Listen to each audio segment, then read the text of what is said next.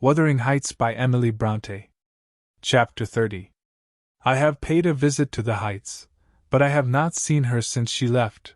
Joseph held the door in his hand when I called to ask after her, and wouldn't let me pass. He said Mrs. Linton was thrang, and the master was not in.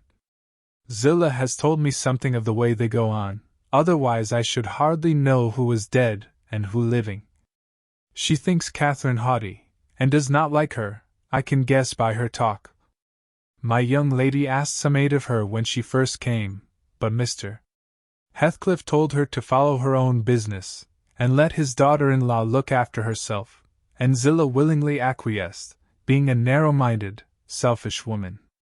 Catherine evinced a child's annoyance at this neglect, repaid it with contempt, and thus enlisted my informant among her enemies, as securely as if she had done her some great wrong.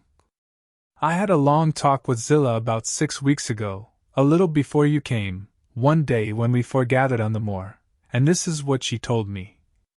The first thing Mrs. Linton did, she said, on her arrival at the Heights, was to run upstairs, without even wishing good evening to me and Joseph. She shut herself into Linton's room, and remained till morning. Then, while the master and Earnshaw were at breakfast, she entered the house, and asked all in a quiver if the doctor might be sent for? Her cousin was very ill. We know that, answered Heathcliff, but his life is not worth a farthing, and I won't spend a farthing on him. But I cannot tell how to do, she said, and if nobody will help me, he'll die. Walk out of the room, cried the master, and let me never hear a word more about him. None here care what becomes of him. If you do, act the nurse. If you do not, lock him up and leave him. Then she began to bother me, and I said I'd had enough plague with the tiresome thing. We each had our tasks, and hers was to wait on Linton. Mr. Heathcliff bid me leave that labor to her. How they managed together I can't tell. I fancy he fretted a great deal, and moaned hissel night and day, and she had precious little rest. One could guess by her white face and heavy eyes. She sometimes came into the kitchen all wildered-like, and looked as if she would fain beg assistance. But I was not going to disobey the master. I never dared disobey him, Mrs. Dean. And though I thought it wrong that Kenneth should not be sent for, it was no concern of mine either to advise or complain, and I always refused to meddle. Once or twice, after we had gone to bed, I've happened to open my door again and seen her sitting crying on the stairs-top, and then I've shut myself in quick, for fear of being moved to interfere. I did pity her then, I'm sure, still I didn't wish to lose my place, you know. At last, one night she came boldly into my chamber, and frightened me out of my wits by saying, "Tell Mr. Heathcliff that his son is dying. I'm sure he is this time. Get up instantly and tell him." Having uttered this speech, she vanished again. I lay a quarter of an hour listening and trembling. Nothing stirred, the house was quiet. She's mistaken, I said to myself. He's got over it. I needn't disturb them, and I began to doze. But my sleep was marred a second time by a sharp ringing of the bell, the only bell we have, put up on purpose for Linton, and the master called to me to see what was the matter, and informed them that he wouldn't have that noise repeated. I delivered Catherine's message. He cursed to himself, and in a few minutes came out with a lighted candle, and proceeded to their room. I followed. Mrs. Heathcliff was seated by the bedside, with her hands folded on her knees. Her father-in-law went up, held the light to Linton's face, looked at him, and touched him. Afterwards he turned to her. "Now, Catherine," he said, "how do you feel?" She was dumb. "How do you feel, Catherine?" he repeated. "He's safe, and I'm free," she answered. "I should feel well. But," she continued, with a bitterness she couldn't conceal, "you have left me so long to struggle against death alone, that I feel and see only death. I feel like death." And she looked like it too. I gave her a little wine. Hareton and Joseph, who had been wakened by the ringing and the sound of feet, and heard our talk from outside, now entered. Joseph was fain, I believe, of the lad's removal.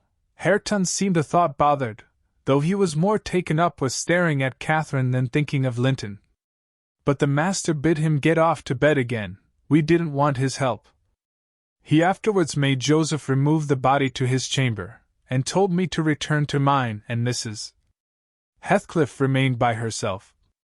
In the morning, he sent me to tell her she must come down to breakfast. She had undressed, and appeared going to sleep, and said she was ill, at which I hardly wondered. I informed Mr.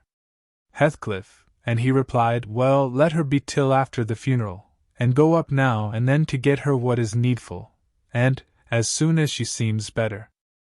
Tell me. Cathy stayed upstairs a fortnight, according to Zillah, who visited her twice a day, and would have been rather more friendly, but her attempts at increasing kindness were proudly and promptly repelled. Heathcliff went up once, to show her Linton's will. He had bequeathed the whole of his, and what had been her, movable property, to his father. The poor creature was threatened, or coaxed, into that act during her week's absence, when his uncle died. The lands, being a minor, he could not meddle with. However, Mr. Heathcliff has claimed and kept them in his wife's right and his also, I suppose legally. At any rate, Catherine, destitute of cash and friends, cannot disturb his possession. Nobody, said Zillah, ever approached her door, except that once, but and nobody asked anything about her. The first occasion of her coming down into the house was on a Sunday afternoon. She had cried out, when I carried up her dinner, that she couldn't bear any longer being in the cold, and I told her the master was going to Thrushcross Grange, and Earnshaw and I needn't hinder her from descending. So, as soon as she heard Heathcliff's horse trot off, she made her appearance, donned in black, and her yellow curls combed back behind her ears as plain as a Quaker. She couldn't comb them out. Joseph and I generally go to chapel on Sundays. The kirk, you know, has no minister now, explained Mrs. Dean, and they call the Methodists' or Baptists' place, I can't say which it is, at Gimmerton, a chapel. Joseph had gone, she continued, but I thought proper to bide at home. Young folks are always the better for an elder's overlooking, and Hareton, with all his bashfulness, isn't a model of nice behavior. I let him know that his cousin would very likely sit with us, and she had been always used to see the Sabbath respected, so he had as good leave his guns and bits of indoor work alone, while she stayed. He colored up at the news, and cast his eyes over his hands and clothes. The train oil and gunpowder were shoved out of sight in a minute. I saw he meant to give her his company, and I guess, by his way, he wanted to be presentable, so, laughing, as I durst not laugh when the master is by, I offered to help him, if he would, and joked at his confusion. He grew sullen, and began to swear. Now, Mrs. Dean, Zillah went on, seeing me not pleased by her manner, you happen think your young lady too fine for Mr. Hareton, and happen you're right, but I own I should love well to bring her pride a peg lower. And what will all her learning and her daintiness do for her, now? She's as poor as you or I, poorer, I'll be bound, you're saving, and I'm doing my little all that road. Hareton allowed Zillah to give him her aid, and she flattered him into a good humor, so, when Catherine came, half forgetting her former insults, he tried to make himself agreeable, by the housekeeper's account. Mrs. walked in, she said, as chill as an icicle, and as high as a princess. I got up and offered her my seat in the armchair. No, she turned up her nose at my civility. Earnshaw rose, too, and bid her come to the settle, and sit close by the fire. He was sure she was starved. I've been starved a month and more, she answered, resting on the word as scornful as she could. And she got a chair for herself, and placed it at a distance from both of us. Having sat till she was warm, she began to look round, and discovered a number of books on the dresser. She was instantly upon her feet again, stretching to reach them, but they were too high up. Her cousin, after watching her endeavors a while, at last summoned courage to help her. She held her frock, and he filled it with the first that came to hand. That was a great advance for the lad. She didn't thank him. Still, he felt gratified that she had accepted his assistance, and ventured to stand behind as she examined them, and even to stoop and point out what struck his fancy in certain old pictures which they contained. Nor was he daunted by the saucy style in which she jerked the page from his finger. He contented himself with going a bit farther back and looking at her instead of the book. She continued reading, or seeking for something to read.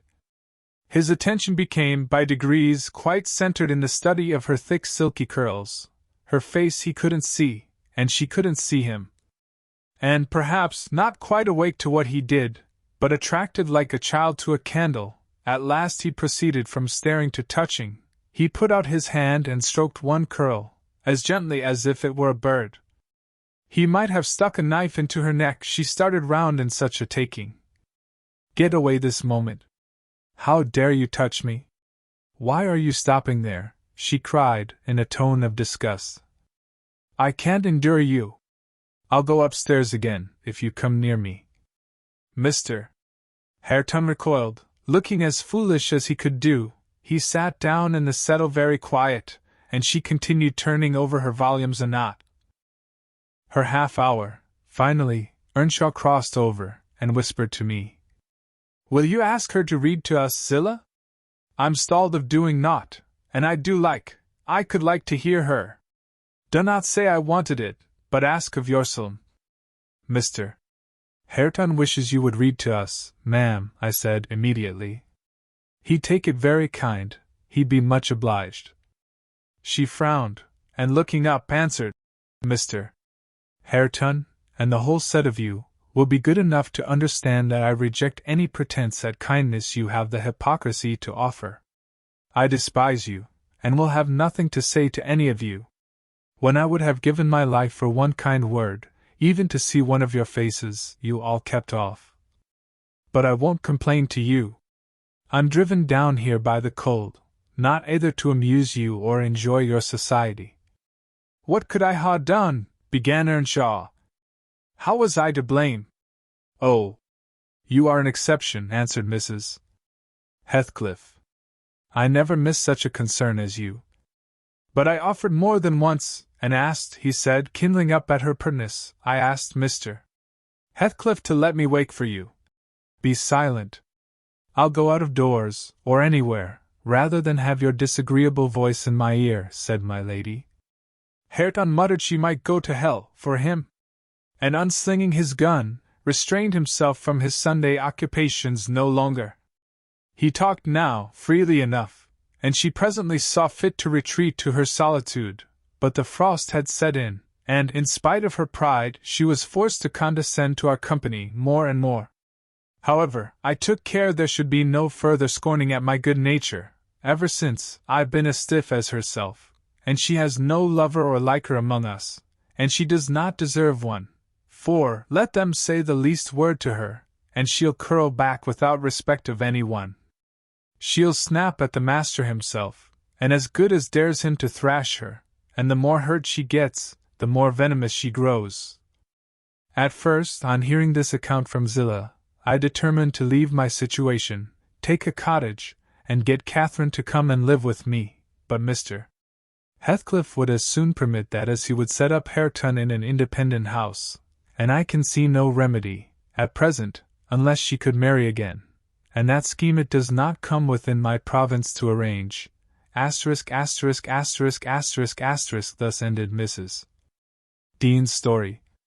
Notwithstanding the doctor's prophecy, I am rapidly recovering strength, and though it be only the second week in January, I propose getting out on horseback in a day or two, and riding over to Wuthering Heights, to inform my landlord that I shall spend the next 6 months in London, and if he likes, he may look out for another tenant to take the place after October. I would not pass another winter here for much,